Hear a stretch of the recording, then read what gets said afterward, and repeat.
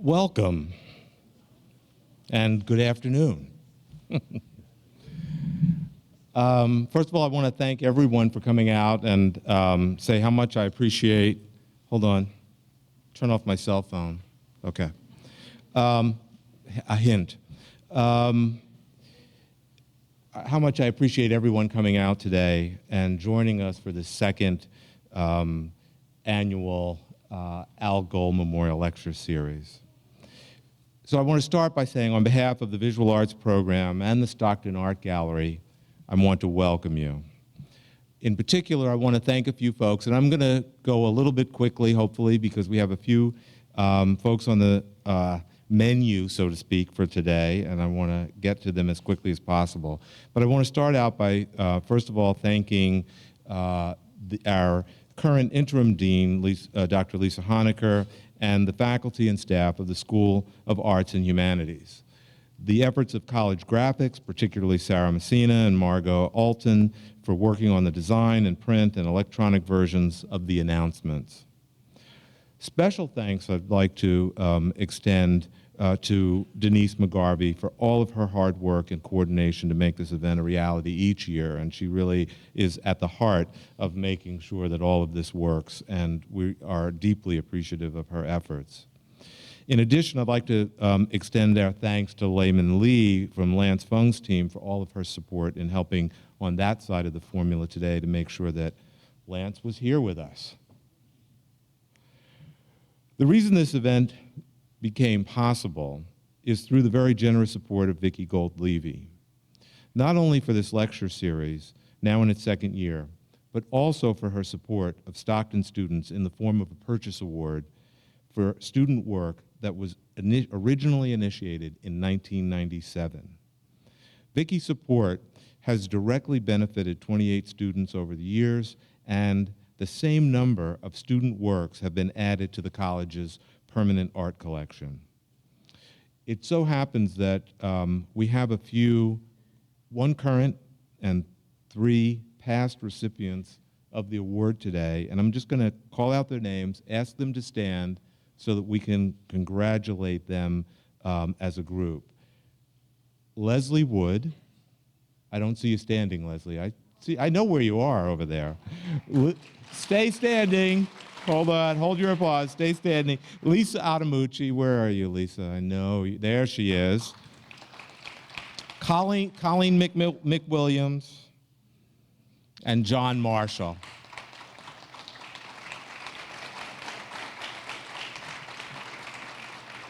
Thank you. Thanks, guys. Of course, the college's support is also, and the college's support of the arts as a core aspect of its mission and vision for our students and the wider community is the reason that we're all here. And we're deeply grateful on behalf of the Visual Arts Program for all of that support.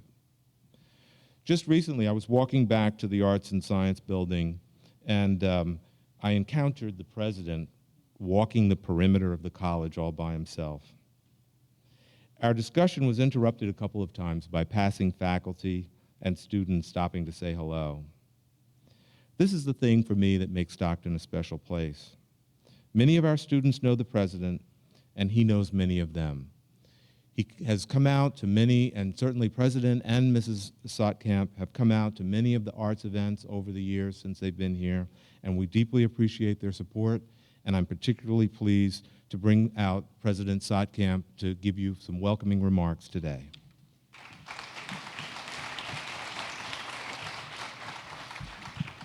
Of course, my concern when I met Wendell was why was he walking and not teaching and doing his artwork and photography?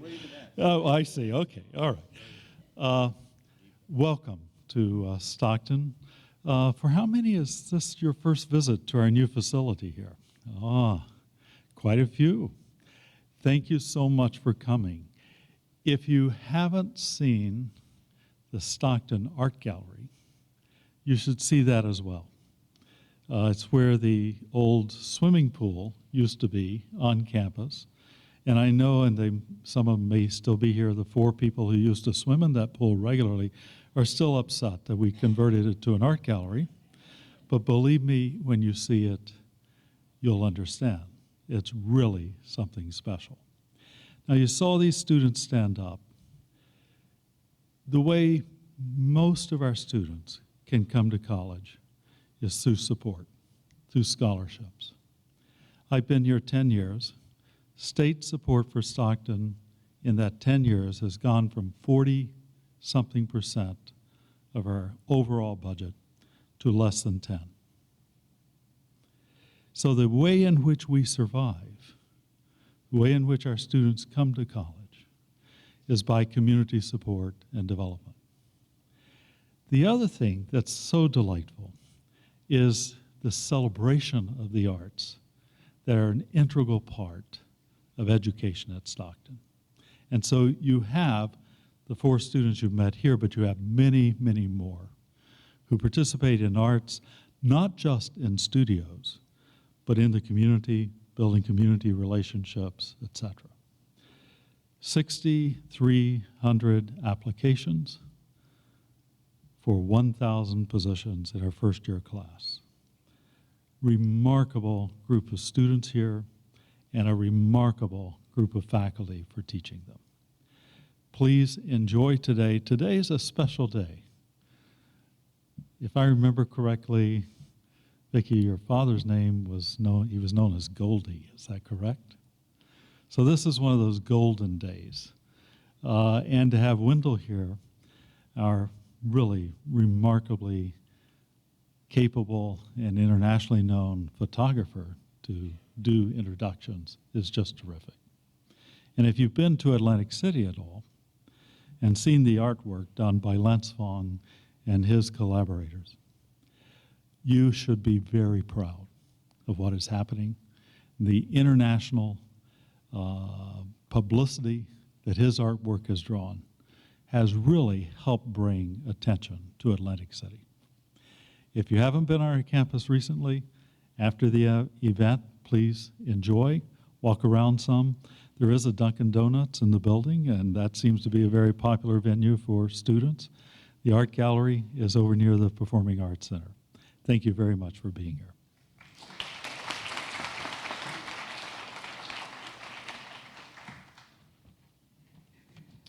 Thank you very much, President Sotkamp. Vicki Gold, I want to also provide you with a little bit of background for our next 2 presenters today. And in addition, I have a couple of personal comments. But let me start out by providing you with a little biographical information about Vicki Gold Levy. Vicki was born in Atlantic City, the daughter of Al Gold, the city's first official photographer.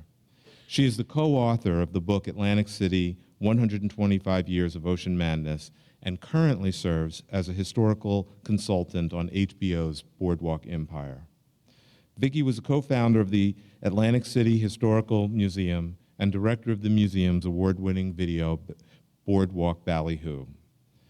Vicki funds, as we talked about earlier, 2 annual photography scholarships at Stockton in her father's memory, as well as the art lecture that is being presented today.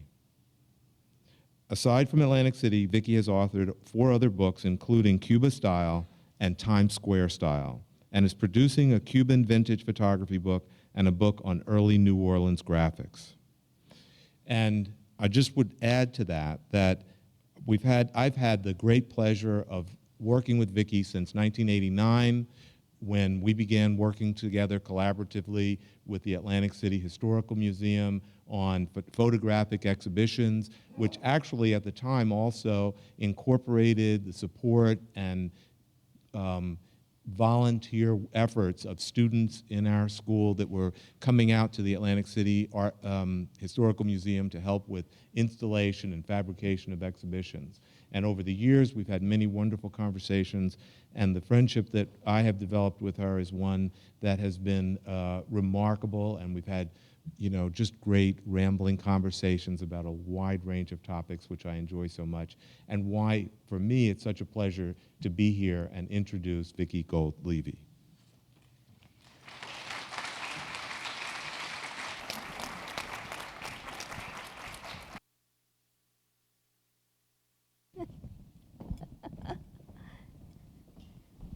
Now, that's too high for me, so I think I can. Am I mic'd? Am I okay? Well, first of all, I'm so delighted to see such a nice crowd here today and to see so many students, because it's really about getting the students involved. I want to thank Dr. Herman Sackkamp so much for gracing us with his presence and making the introductory remarks. I'm extremely proud to have Lance Fung as our keynote speaker. Lance, thank you so much. I wanted to acknowledge that Maureen Frank is here, the great director of the Atlantic City Library, and Tony Kuchera is here, who co-founded the museum with me, and Barbara Altman, who has that wonderful radio show, The Front Porch, and many other people from the museum and from friends and family, and as I said, it's so great to see the students here. Okay, I think we're ready to go. I am in control of this. Hold on. Let's see. Okay. My dad came to Atlantic City because he had typhoid fever. He was from Philadelphia.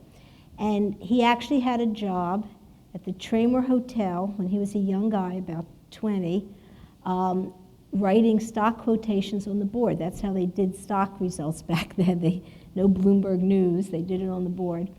And, but he hung out where the fighters trained, where Jack Dempsey was training for the fight of the century, and he got to know the photographers there, and he got really interested in photography, and that became his passion and his work.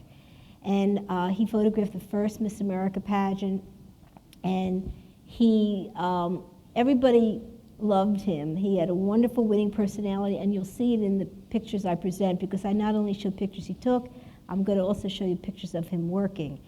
And he was known as Goldie, and everybody knew him. There are people here today who still remember him. And the thing about his photography, which I want you to remember, is that he didn't have one of these fast film cameras where you can take 20 pictures and then you got the picture. He had a big, big piece of film that he put in a speed Graflex, and he had one chance to get the picture. So he really was an artist in taking the picture and framing the picture, and also in printing the picture. I used to be in his darkroom. He was in Convention Hall, or Boardwalk Hall as it's now known, from 1939 to 1964. And he was always in the darkroom doing all this funny stuff, and I didn't know what it was called, but now I know it's called dodging, and but at the time it always seemed so weird to me. So he would be the most surprised that we gave scholarships in his name, and we have an art lecture in his name, and it's my honor to do that. And I don't do it because he's my dad. I do it because he was an artist, who happens to be my dad. And there he is with his speed Graflex camera, and this is sort of the iconic image that we use in our invitation. And I never saw him in a bathing suit. If he was on the beach, his pants were rolled up. That's how he went. Now, this is my dad with the early camera that he used, which was on a tripod. Can you imagine how heavy that was to carry around? And he is with early Miss America. He's with, let me see, I have it right here. He is with, I don't have it right here. Okay. It's like 1923 or 24, probably Ruth Malcolmson. And that was his New Year's card with Miss America. And he was with the Boardwalk News. And the Boardwalk News was a very elegant, beautiful, oversized newspaper that Atlantic City did for many years. And this is an example of how beautiful it was. This is probably from the late 20s, an sort of Art Deco cover. And he was the resident photographer for the Boardwalk News. And let me see, where is this? That is where he worked, the Boardwalk Illustrated News. He didn't take this picture, but I found this recently, and that is where he worked on the boardwalk. Okay, this is my dad with some of the early contestants from probably the early 40s Miss America pageant. There you can see him closer. And this is my dad with, let me see what Miss America is this. These are out of order, so I don't know. But I think it's Rosemary LaPlanche, about 1941. Yeah, Yeah, someone said yes? Then yeah, okay, good. I have an expert here. And there he is with his camera, and I hope you can see his personality in these photographs, you know. Now, I was one of his favorite subjects. It's not nepotism. I was in the public eye as a child. And this is Bess Meyerson when she was Miss America, and this little tyke is me. I was her page.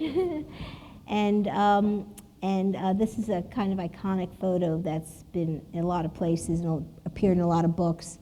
And I was only 5 years old, walking down, she was 6 foot tall, walking down the aisle carrying this giant red robe, and on the very last night, the director of the pageant, Lenore Slaughter, said to me, "Now, Vicki, don't trip." And I wish she hadn't said that, because I did stumble. And it's actually on film. It's in the movie Boardwalk Ballyhoo, and you can see Bess turn around and say, "Are you okay?" I said, "Yes, Bess." So, here's Bibi Shop. She was Miss America 1948, signing my dad's famous palette. He was bald since he was like 21 from typhoid fever. And there's my picture that my mother would always trot out every time they had a fight. "You want to be married to her instead of me?" Marilyn Monroe. That's a hard act to follow. But anyhow, he actually adored Marilyn Monroe. My father photographed all the royalty and the presidents and the stars who came to Atlantic City, but he loved Marilyn Monroe because she was a photographer's dream. I'm sure you've read that. She was so cooperative, so pleasant. She loved photographers. And in 1952, she was the marshal for the Miss America pageant. This is a picture my dad took of the pageant in the 50s when they were sort of debutantes, all in their gowns curtsying, and it's a kind of well-known photo. There's my dad with Sharon Ritchie, who was Miss America in the late 50s. And there he is with his fellow newsmen and reporters and photographers. This is probably getting close to the end of his career. This is for Lance, just to show you that Atlantic City did have art installations.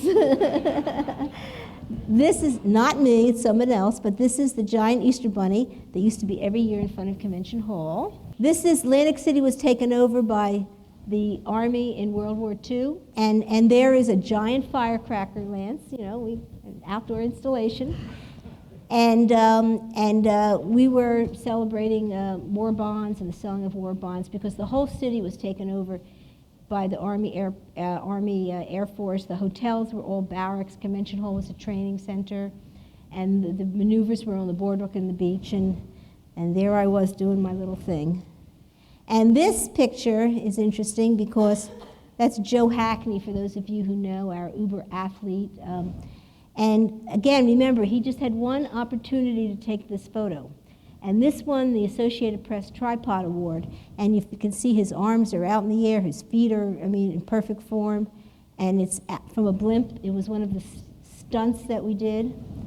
And then our biggest outdoor installation was actually in Convention Hall when we celebrated Atlantic City's 100th birthday in 1954 with this giant cake. I know it's a little sexist with the girls in bathing suits cutting the cake, but we're focusing on the artwork.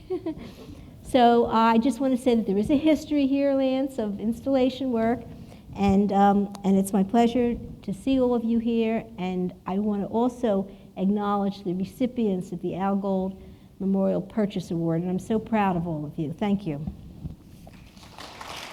Okay. I couldn't do any of the work that we did at the museum for 25 years. I couldn't do any of the work I do at Stockton here, and personally, Wendell has become one of my dearest friends, and I want to acknowledge Wendell White. Thank you.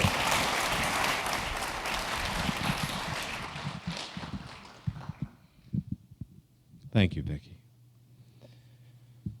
So now it's my great pleasure to reach this part of the program where I have the great honor to introduce our keynote speaker for today, Lance Fung.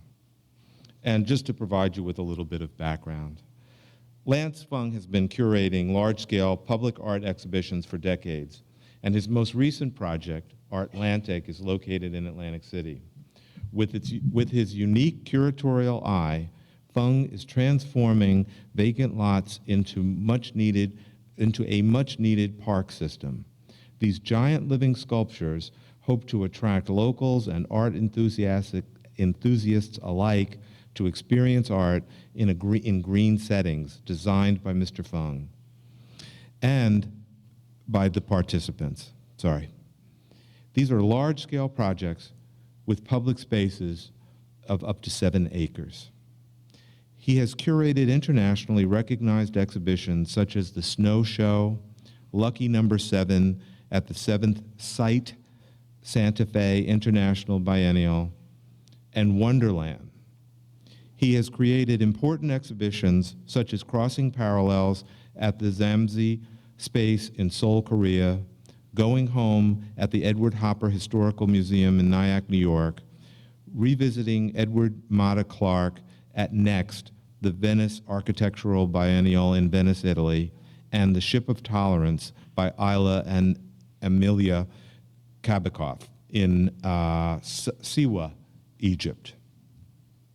Mr. Fung is also developing a cultural village in Bali, as well as Sink, an exhibition about marine conservation. I had the great pleasure just recently of joining Lance Fung and a couple of faculty members for dinner, and we had what I thought was a wonderful conversation, a lively conversation, which for me leads to a great expectation, which I know you all will be quite pleased to get a chance to hear Lance talk about his work and all of the different activities that he's been involved in internationally around the world. So please join me in giving a warm welcome to Lance Fung. Well, first of all, it's a pleasure to be here. I don't often do college lectures. We sort of select them carefully because they're exhausting, and you'll see me ramble for 40 minutes, talk really fast, and cover a ton of material, and by the end of that, I'm dripping in sweat and ready to go take a nap. But when we received the invitation from Denise to speak at Stockton, I obviously wanted to, so it's a pleasure. I've had the pleasure of getting to know a few people in Atlantic City, and some of them are here, which is great to see everyone. But most importantly, working with Dr. Satkamp and learning of what the university and its art department does has been a crucial factor in Fung Collaborative's desire to stay and continue to work in Atlantic City, and in a very different way than we have been doing over the past 2 years on Artlantic, which is some of you may have known, and you'll see a bit once I get my clicker. Oh, it's here.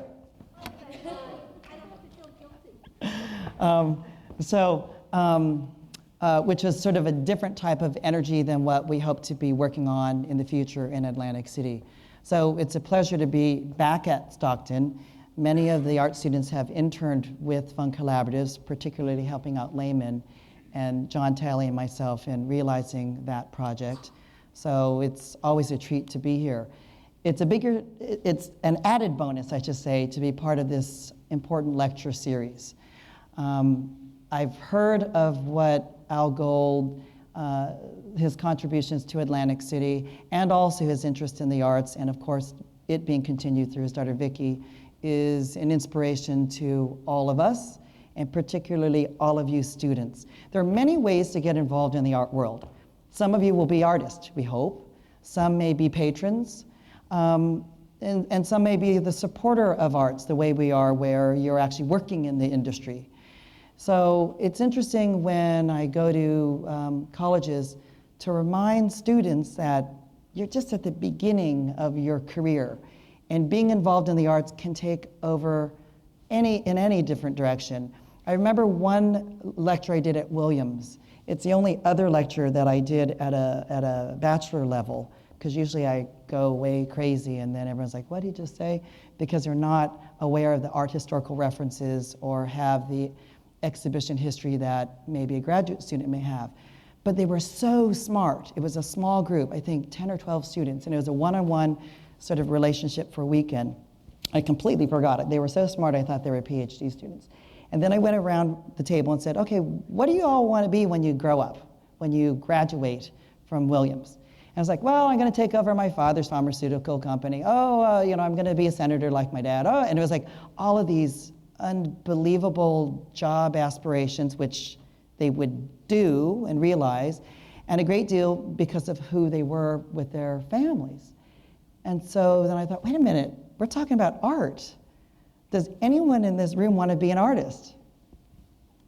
Not one hand went up, and they were really talented too. So then it allowed me to realize you too can be in the art world and play a crucial factor in supporting the arts. Because without the support, without the education, and without the vision, like Stockton and Vicki, you don't have much. Artlantic and every single project that I will show you would not have been realized had it not started out with the vision, started with people who are willing to put their money where their mouth is or their work where their mouth is, and then do something. At the end of the day, artists need to do something. They need to inspire, communicate, and create. Not what people think artists do, and that's make art, have a nice lifestyle, and profit.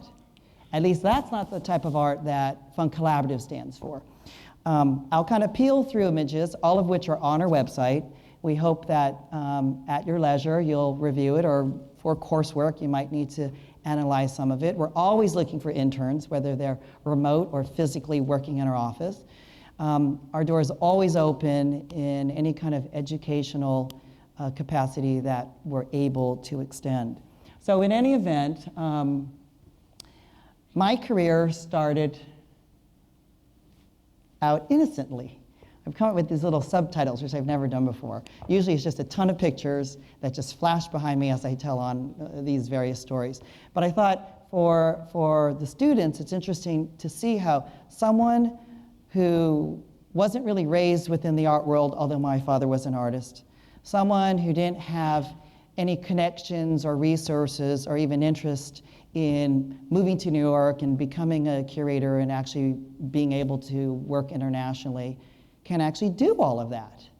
And a big part of it is a bit of naivete. So I moved out to New York City for graduate school.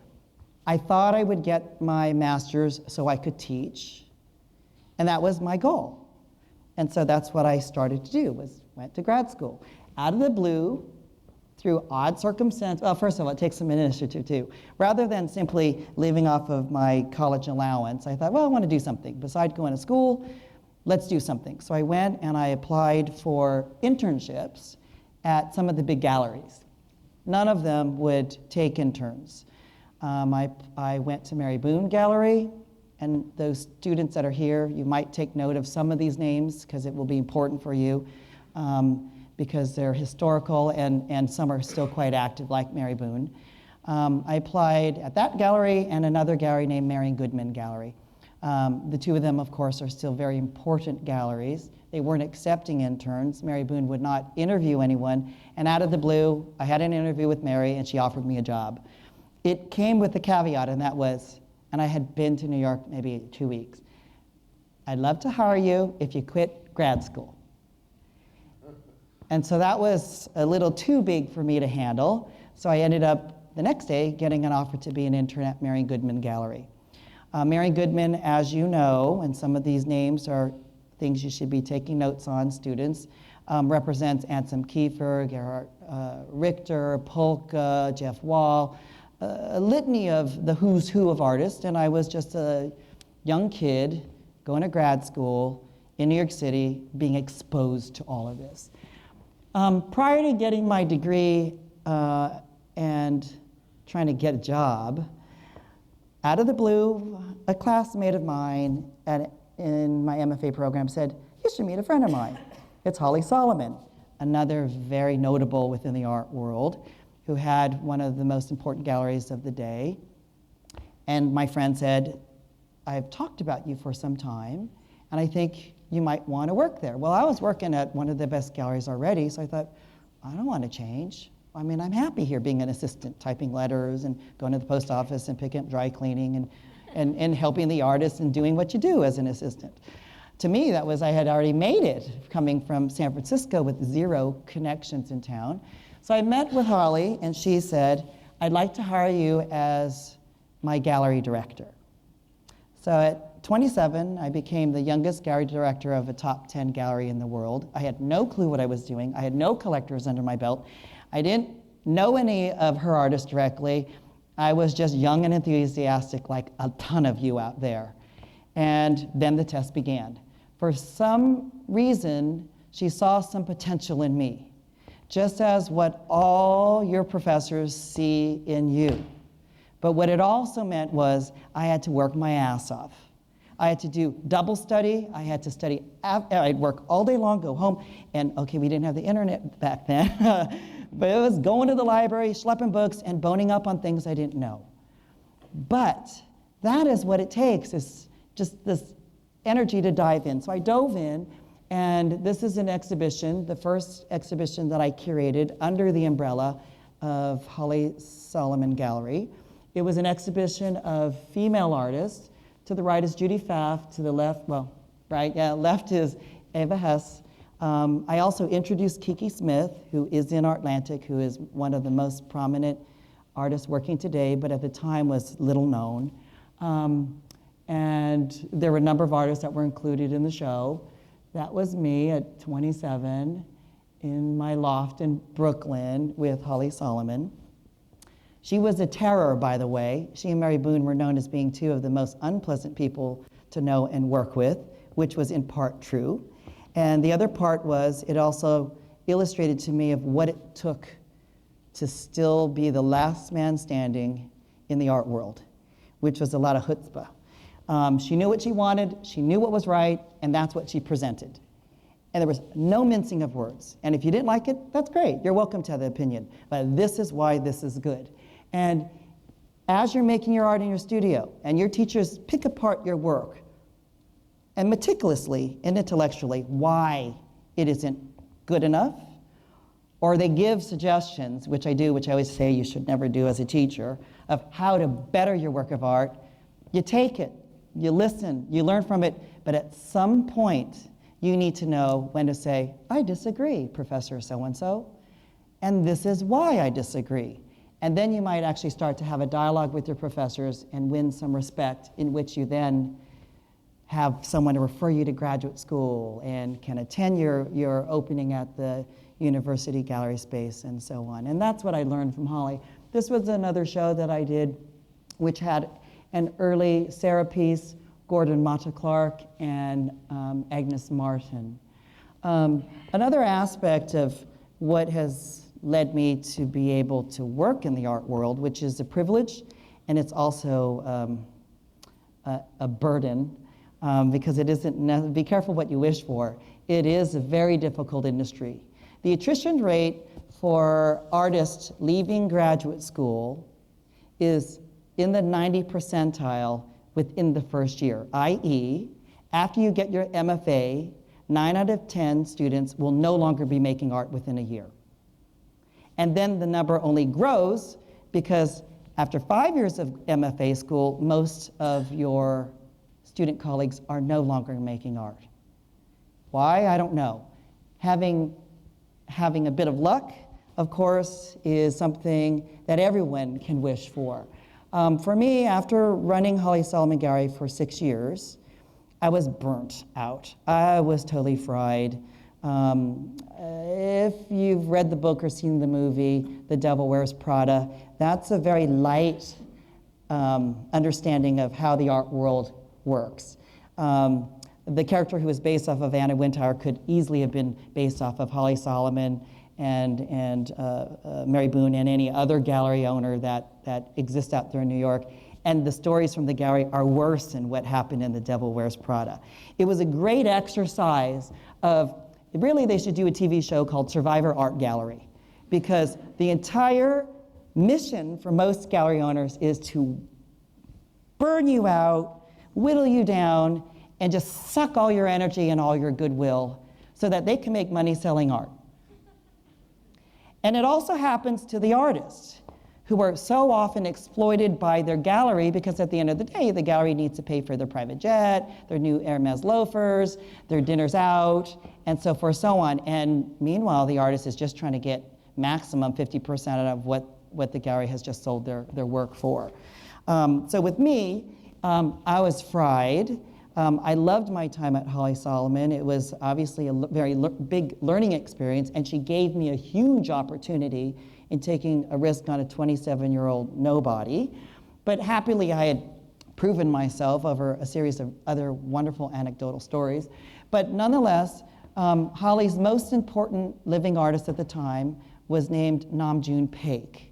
Another note you should be taking, you art students and all. He was the artist who essentially brought media into the art world as an accepted form. In 1963, he simply placed a magnet on top of an old television set in which it distorted the image. And there was born in Wuppertal, Germany, video art, i.e. media art, i.e. mixed media, and almost everything that now the traditional arts still have an effect of. Was one of her artists and was a mentor and friend of mine. So he came up to me one day and said, "Do you want to open up a gallery?" "Hell no," I said. Absolutely no interest in doing that. I don't want to sink my family resources into it, and I don't want all of that stuff that you have to pack on your back to keep the gallery on Madison Avenue open. So no thank you. I just want to go and teach. I'm now more than qualified to do that. No, no, no. You need to have your own gallery. You have a different kind of energy, a different vision. I'll back it for you, he says. So foolishly, I agree. I take a space around the corner from Holly Solomon Gallery. I had absolutely no intentions of working with any of the artists that I had worked with for the previous 6 years, but surprisingly, the most important artist from Holly Solomon Gallery then contacted me saying, "We'd like to join your gallery." I had an ethical dilemma of whether or not I should take them on, but Holly made it easier for me to say yes by doing a lot of things she should not have done. And so I then ended up representing Gordon Matta Clark, Robert Barry. I did a lot of other significant shows by Robert Morris, Saul LeWitt. These are some hugely art historical icons of the 20th century that the art student should be researching if you already don't know of these artists.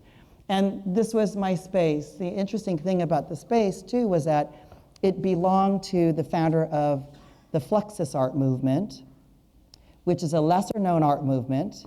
It's coming back in a big way in the art world because the art world now is realizing that it was a hugely important movement, and more importantly, the art world now has learned how to capitalize on it because there's a lot of art inventory from the 60s that were really not commercially viable then. And as they now started to rediscover minimalism, conceptualism, and so forth, so on, to make a lot of money, this is sort of it's like finding the Monet in a flea market for the art world. And so Fluxus is now being revisited and rediscovered because it can be promoted and sold. But nonetheless, it is an amazing period within the art world because of the type of artwork that artists did. It was truly the first art movement that was international, which didn't mean just artists from different countries, but also it welcomed ethnic diversity, which I can't say that for many or most or all of the other movements up until this period. So in any event, this guy named George Machunas had his home in the gallery space. And if you look at pictures of him when you research, he always had an eye patch because he was blinded, assaulted, I should say, and then lost his sight in one eye in this space under that arch. So it had this great history for me. The other thing that was nice was prior to leaving Holly's, I then took on Frank Stella's loft as my home. So for the entire period of having the gallery, I was living in this 70s mode, which was really a utopian period. I guess that's how someone might romanticize the art world when artists made art for art's sake and they were pushing the envelope. Their work and their style was art that really was difficult to sell. These are some of the exhibitions. Those were some of the exhibitions from the gallery. The other thing in preparing for this lecture, I realized that the thing that everyone knows that artists need to do in order to maintain a presence in the art world, if not succeed, is sacrifice. If you're expecting that this career is going to have a payoff like being an engineer or a doctor. It may, but don't count on it. The way to enter the art world is to know that you're willing to follow your passion and do whatever it takes to facilitate you making your work and having your personal voice. The snow show, which Wendell introduced, was a big part of my history.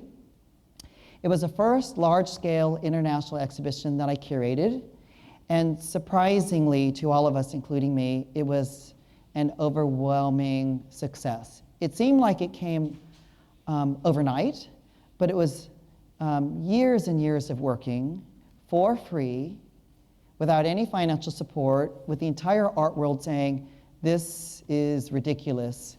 It is not art. I don't understand why you're bringing architecture into it. It's a bit kitsch, working off of the tradition of building ice castles in Sweden.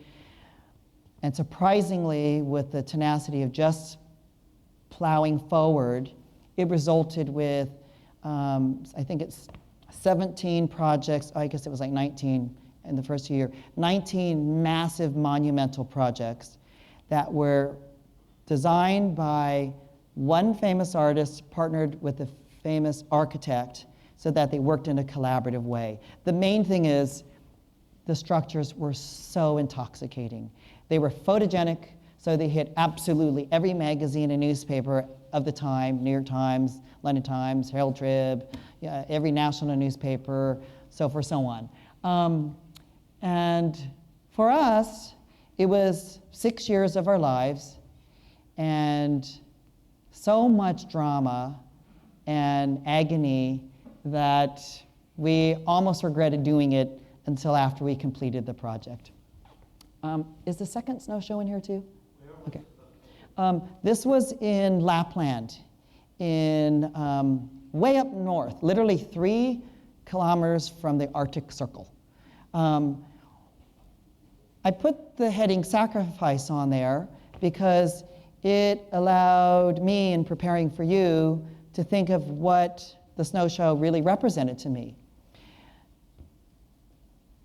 It was so fulfilling in the fact that I met, not Layman, we met Layman earlier, but Layman and a number of other Fung collaborators, teammates, through the project, through undergraduate foreign exchange students. I'm still friends with most of them. They've helped out in all the subsequent projects. They've all learned and benefited and gotten jobs from this project, but it was a family.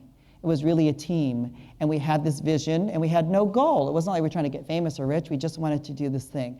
Where the sacrifice came in was a bit of a surprise.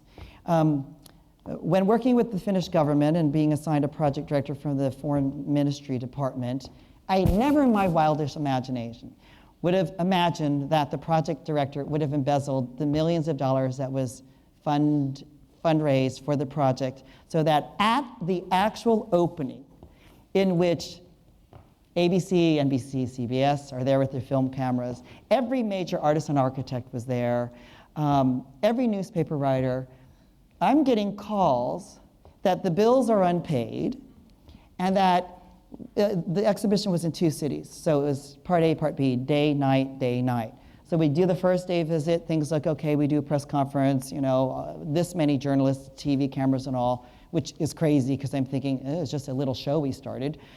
But then I'm getting the calls that the project isn't paid for, the contractors are PO'd, and they're gonna have retribution. So we didn't quite know what that would be. We're out having the gala dinner with the journalists.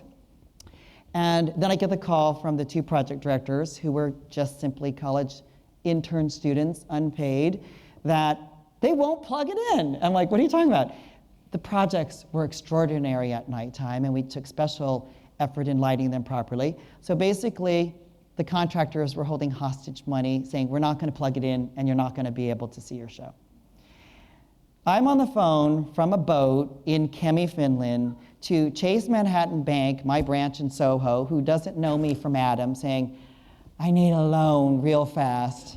I have a loft with a mortgage that you do not carry, but I need the money now. What do you mean now? No, I need it now. I put on the U.S. ambassador to the U.S. who was on the ship saying, look, I'm the U.S. ambassador to Finland. He needs his money now. They're like, well, that's nice. Who are you? How do we verify? I still, to this day, do not really know how they approved this loan off of the loft without verifying who I was. The money went to a random bank in Lapland, in Kemi, Finland, which is meaningless to chase. And so we were able to stay off the unplugging of the first site. We went to the second site. The show was extraordinary.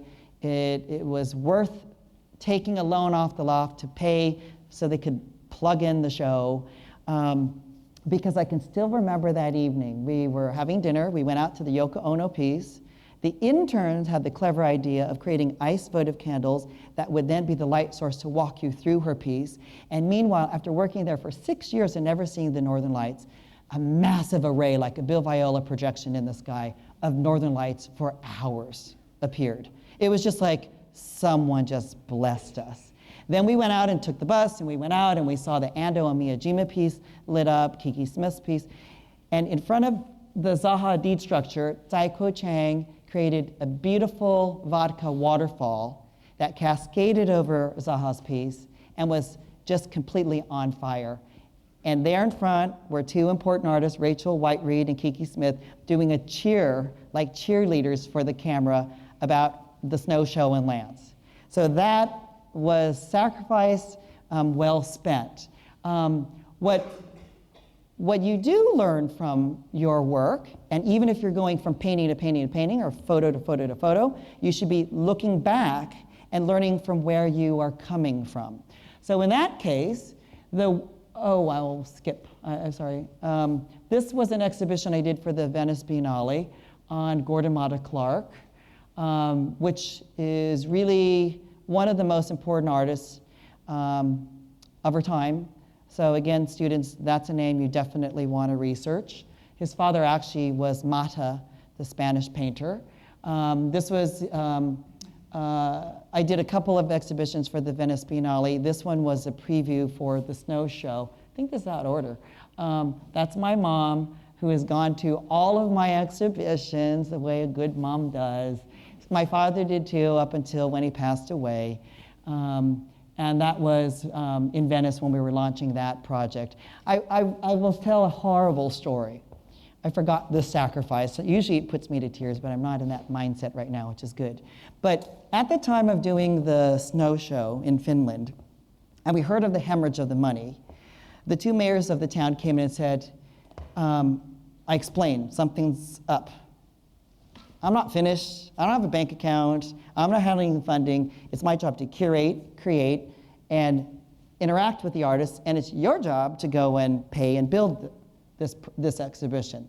So they understood there was some mishandling of the money, of which we didn't get a penny because I was unpaid and ended up paying for the snow show, which was not by design. We sat at this table, and it was the mayors and the vice mayors and then the project director in question, who ended up getting a nice apartment and a new Mercedes out of stealing money, I suppose, and said, we have got to do something because the opening's in a week or something like that. They turned to me and they said, we heard your father just died. We heard he was rich. Here's a phone, so why don't you call your mom for money to pay for your show? And then they slid the phone. I remember that Nokia phone sliding right at me, seated at the table, sitting there.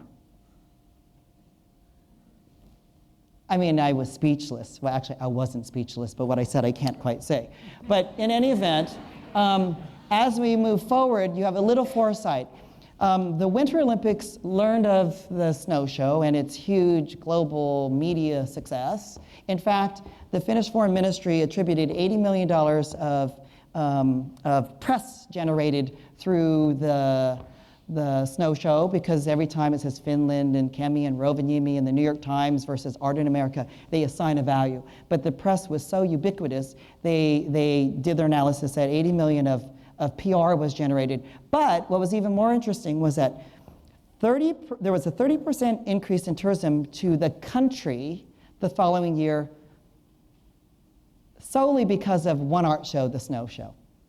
That was pretty interesting, and that is the power of the arena that you all are working in. There are different kinds of power, which I'll get to shortly. So the Winter Olympics contacted me and said, would you do a smaller version of the snow show for Torino? And we're like, just like before, hell no. I'm in California. I'm with mom right now. I am fried a second time, right? I guess I have more lives than a cat. But they said, no, this is great, blah, blah, blah, blah. So, of course, foolishly, we decided, let's do it. And again, happily, we did. This is a design by Carson Holler and Todd Williams and Billy Chen, who designed the Barnes Foundation in Philadelphia, which is really lovely if you haven't seen it yet. This is by Norman Foster and Jaume Plenza, Daniel Buren, another Yoko Ono, and so on. I think we did maybe 7 projects there, all notables. It was quite a star-studded event. And what happened to me there was, with that foresight label we saw, I knew better. I'm getting a rock-solid contract. I had one with Finland, but it's with the government. So go sue Uncle Sam? It's not going to happen. You'll disappear before you'll get paid. Well, with Finland, it was with the government. Well, what recourse do you have, right? It's not a corporate entity or an individual. There's nothing. You can just go home and cry to mommy about it, which I did. But in the case of this one, it's the Olympics. So I had a nice, thick contract with the Winter Olympics. It was quadruple checked. So I would not be caught holding the bag. Well, they give this story, which all sounds great in the beginning because you're naive and you're excited and you want to work. That the Italian way is that we give you 25% when you start, 25% as you need it, and the final 50% after you complete. Well, that's impossible for cash flow when you're dealing with millions of dollars for an art show. The first snow show, by the way, was 6 million euro. The second snow show, I think, was 2 million euro. And at the time, the euro was a little stronger than it was now. So that was all cool, no problem. Let's just go make this thing. And we had a ball, and it was a big success, and it was beautiful. Until a month before the opening of the Winter Games, I get a call from our accountant, who is the accountant for TOROC, who is the organization for the Winter Olympics. Guess what, Lance? TOROC's going bankrupt. My job right now is filling out all the bankruptcy payment forms so that when we file, every single vendor won't get paid. And the Olympics, it's opening in a month. NBC's here, McDonald's, GE, all the big corporate sponsors, Coca-Cola, what are you talking about? Anyway, they're going to file for bankruptcy. Well, I have a contract. There's, that whole thing. Well, what they did, which is very clever, which has never happened again, was Italy set up the organization to host the Olympics. But they set it up as a corporation, which meant that Italy and the city of Torino and the county of Sestriere were not on the hook for anything. A company sitting right there is responsible, who could easily go bankrupt after mismanaging the umpteen millions that an Olympic has. So I was heard they were going to be in the whole $500 million. Our little last 50% payment, $1 million, is nothing to them. Being a foreigner is even less meaningful to them, and the first person who doesn't get paid would be the foreigner guy doing an art project. So I'm like, oh my God, here it comes again.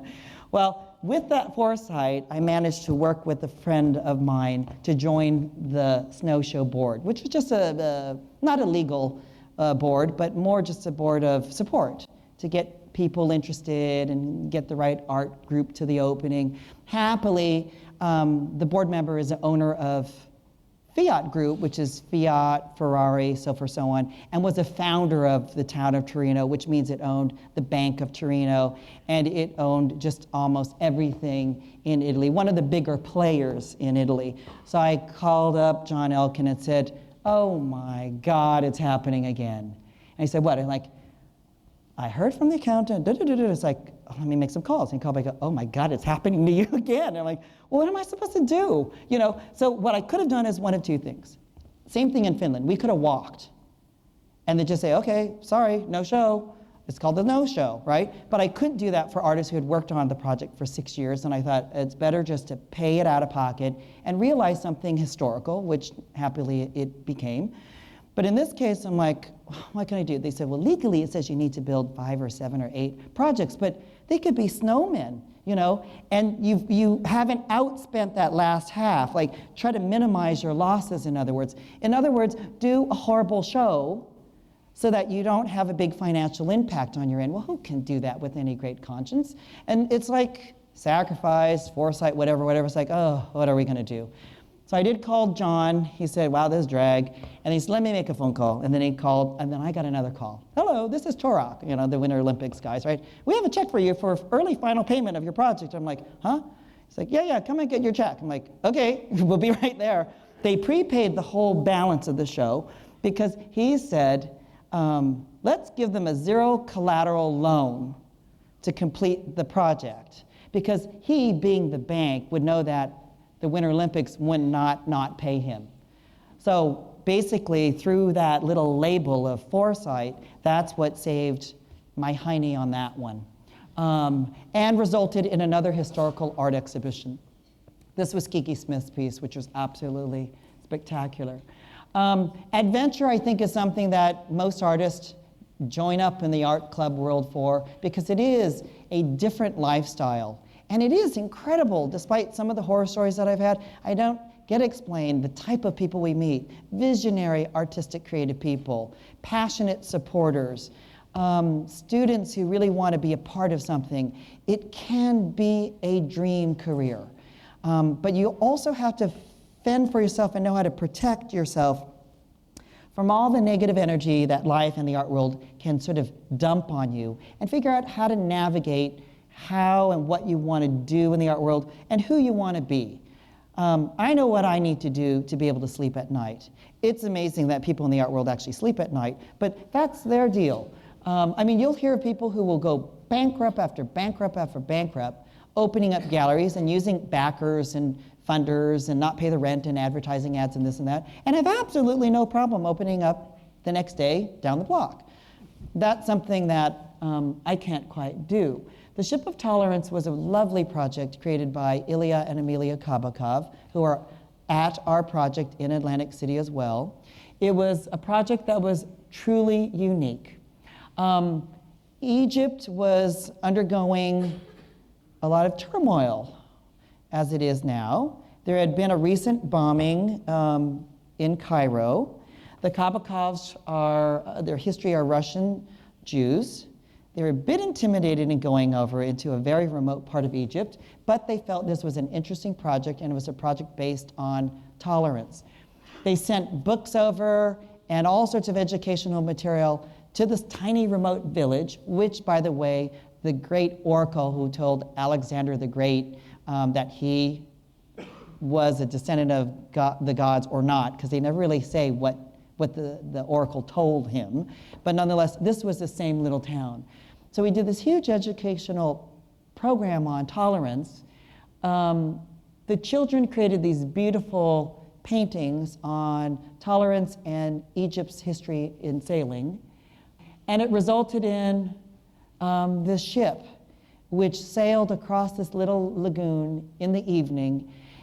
We did an opening for the kids, and it was the first time that the boys and the girls could be in the public space together and celebrate. And man, was it crazy. It was a feeding frenzy of delight. And it was just to be a part of something so unique like that, which hopefully may have touched these kids' lives so that they view their world a bit differently through the eyes of someone else. That was truly a remarkable project. That was funded by art patrons, just a number of art collectors who said, let's just do this. I'm in for 50K, I'm in for 100K, let's just do this, and we did. Collaboration, part of what Fung Collaboratives is based on, is something that's quite key. It was a dirty word in the art world before. You're this hermetic artist working in your garret, painting away and struggling and sacrificing on all the other buzzwords I put up, but you're doing it solely. For me, I think I do better work when I'm doing it with other people. And so collaboration is quite beneficial, I think, even in a supportive way of getting the word out, building an audience, getting feedback. Well, in the case of Site Santa Fe Biennial, that was a bit of good luck too. It was like that golden ticket. Out of the blue, I received an email when I was living and working in London saying, we've shortlisted you to be the curator for the biennial. Would you be interested, and would you do a proposal? Well, the Site Santa Fe Biennial, sadly they stopped it recently because of economy, I suppose, was the only international art biennial in the USA. Art biennials is a very traditional format in which institutions or cities or countries can promote themselves and make a lot of money on art tourism. Site Santa Fe started it in a very different way. Number of rich, culturally based patrons who all want to support the arts in their small town. So what happened? Second most important opera house in the country is built there. The only international art biennial is built there. The country's most important folk art museum is built there, all by patronage. In any event, I did, as I always do, a proposal on an airplane. I thought there's absolutely no way I would get it because every preceding curator was one of those uber chic, connected, older, famous curators who've done a ton of stuff and worked for a proper museum, unlike little old me, who's an independent curator, which is sort of like the stepchild of a curator because you're not under the umbrella of the MoMA or the Whitney. So I thought, no way, no how, and shockingly they said, yeah, you're it, Tag, you're it. And so then it began a 2-year process. The project was so grueling, but exciting at the time, that I traveled for 2 years nonstop. They simply bought me business class tickets around the world for 2 years straight. And it went San Francisco, Santa Fe, New York, a place in Europe, a place in Asia, back to San Francisco and back. So I calculated up the time. In that 2-year period, I was only home, and at the time I wasn't really living so much in the loft in New York, but home felt like my mom's house. I was home 6 weeks for the year of 2006 and 7 and 8, I think. It was crazy. But it resulted in a very new kind of biennial. One that allowed us, the woman in that little brick building I'll talk about as we close the session, but it really broke down the boundaries and the definition of an art biennial. So I was very pleased with that, partly because it was the only biennial that was based on emerging artists. Most biennials have famous artists because it's a way to fund the biennial and it's also a way to promote it. In the case of this one, I only had emerging artists. I'm telling you, how many students do we still have here? Raise your hands. Okay, so the age range will range between 18 and mid-30s maybe, right? I'm telling you, the artists in this biennial, I mean, I remember you saying that. I was like, oh my God, some of them are only a couple years older than me. They were in their 20s, 30s. They were young, and they were great, and they worked their butts off, and they really created something important for their career, which made my biennial stronger. Happily, most of those artists can attribute their success in their career, sort of the uptick of their career and interest, to the visibility and the project they did for Lucky Number 7 and Site Santa Fe Biennial. What we're hoping to do in Atlantic City is a project that is very community-based, conceptually based, so it's dealing more with the issues, histories, and tendencies of Atlantic City and its people, and by primarily younger artists, i.e. you folks and others that are all emerging artists. This was a wonderful opportunity for me to work in a very different way because I was used to just working with all the famous people. Passion, it goes without saying, and of course there isn't a slide up there for talent, which we know is a precursor to any kind of opportunity in the art world. But for me, I am like 200% passionate in whatever we do. It's just like that, that's what we eat, sleep, and drink. And it really is what nourishes Fung Collaboratives. This was a project that started similar to this. I was teaching one semester at San Francisco Art Institute. And I thought, well, it'd be interesting to teach a course in which, at the end of the day, I curate an exhibition with the students that they're participants of, they're the artists of, in the city, a public art kind of show. Because for younger artists to get established, you kind of need, beside talent and blah, blah, blah, you're going to need, your degree often helps. But more importantly than not, it's where have you shown? And I figured for a number of the students, it would be helpful for them to be in a Lance Fung exhibition. In fact, there are a lot of professional artists who have minor careers who lie and put Lance Fung Gallery on their bio. And it's like a YouTube, you can't get it off. I'm like, I don't even know this artist. How can they say they had an exhibition at Lance Fung Gallery, they have a press release, the whole schmear. I'm like, wow, you have a good fantasy life going on. But in this case, it was an objective. So we did this project in the Tenderloin. It was I would say it's actually probably my most important work to date. And Fung Collaboratives, the extended team. Because when I say I, it means we. There is not a project on this scale that cannot be done with an army of people. Not to mention, I'm not making the art. It's funny how people will talk about me as an artist or his art. It's like, guys, I'm a curator. I'm not making the art. My vision is the overall exhibition design, the concept, the content, how it relates to the community. The artworks are made by artists, which is not me, although that's what I got my master's in. What was interesting about this project is we picked the poorest neighborhood in San Francisco called the Tenderloin. It's a little triangle. It's surrounded by wealthy areas, most notably the Union Square, which is where the tourists are and the good shops. There's one street which borders Union Square and the Tenderloin, and literally the division between the two communities is right down the middle of the street, because if you're a tourist or shopper, you won't cross the crosswalk to go on that side of the street, and if you're a resident of Tenderloin, you won't cross the crosswalk to go on that side because the cops will beat all of you like white and rice. So we created artist teams. I had the art students pair up and triple up and whatever. And we knew that we wanted to do a project in the Tenderloin. The unique concept curatorially for me, and which hasn't been done before in the art world, was to partner the artists with NGOs in the Tenderloin. Since the Tenderloin is a predetermined ghetto of San Francisco, it has every social service there and it has every issue there. For instance, recent prison reliefs all get dumped right into the Tenderloin. But this is where they have all the soup kitchens. This is where they have the free needle exchange. This is where they have the most homeless shelters. This is where they have the human trafficking organizations. The only kind of generalized nonprofit that we worked with was the Boys and Girls Club, because this is also where the new immigrants move to, because it's the cheapest part of town in San Francisco. However, you will not see a kid on that street, because why? All of the above are hanging out on that street. So the kids, everything is barricade. At most you might see a parent drag a kid along into like a doorway. You don't see them playing. The park is totally empty. It's a very unique neighborhood.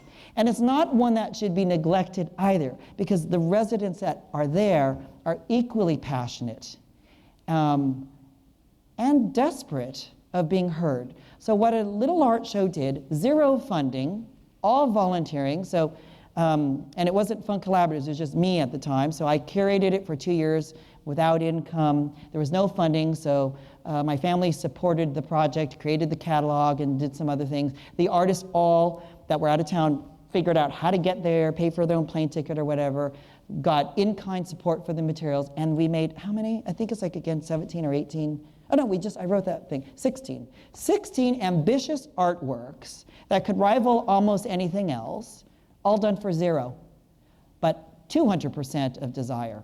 The best thing was, and this is one example, Queen Amy was her name, 2 very important artists, one of which was also in Artlantic in Atlantic City, John Roloff, decided, actually we got a grant or something. I remember everyone had little money, $2,000 or something like that. And so what he decided to do was give the money to a local artist to allow her to have a studio and do her work. So Queen Amy created this workshop because she did batik textiles. So she had this open workshop, so anytime during the day, locals could come and make things, a shawl, napkins, placemats, what have you. Because most of the people in the town who were unemployed, which were all, had nothing to do. So what do? Then you hang out on the street. So she had these workshops for them, and then in the evening could make her own art.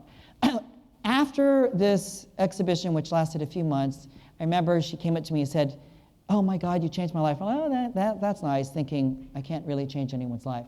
But what she meant was, and she explained it later, she was severely depressed, even though the city provided for her. They gave her a small apartment, they gave her free food, they gave her electricity, water. She was trapped. She had absolutely nothing to do, and she sunk into depression. This gave her a bit more energy and life again, and sort of woke her up, I suppose. After that, she continued to do her batik, sell enough of it so that she could move from her free apartment in the Tenderloin into a paid apartment in the Mission District. That is pretty amazing when an art project can actually touch someone like that. Vision brings us to our current project. I won't talk much about it because you may have read more about it or seen or heard it, and if you haven't, hopefully you will go see it. There are 2 locations in Atlantic City. The original idea when we were approached by the ACA was to use funds that were dedicated to creating art shows, but rather spending it on just making an art show, create a necessary park system that Atlantic City lacked, right? Like the Tenderloin in a way, there's very little public space that I think the resident really feels all that welcome to hang out in. Whether it's the free, long, beautiful boardwalk and shore, if you're of a certain kind of energy, you're followed by all those in-house cops and stuff like that. You just don't feel welcome, right? It's really, unless you're planning on going to the boardwalk to spend money, you're almost viewed as a vagrant. And so we thought, let's create a space in which there are parks for residents, tourists, and neighborhoods to come in and experience what the rest of the country does, like New York, in every single corner you got all these parks, but also in a different way, in a way where it is, designed and created by some of the leading artists from around the world and New Jersey. So Robert Barry created this text piece. He's one of the most important artists in art history, who is from New Jersey. Ilya and Amelia Kabakov, who I mentioned earlier, created this giant sunken pirate ship, which is now referred to by most of the locals as the playground. We love it because Layman will go out there and she'll find all sorts of pirate toy paraphernalia out there. So it means kids are actually a sword, which is case in point, where people are actually buying stuff to go to an artwork and actually play.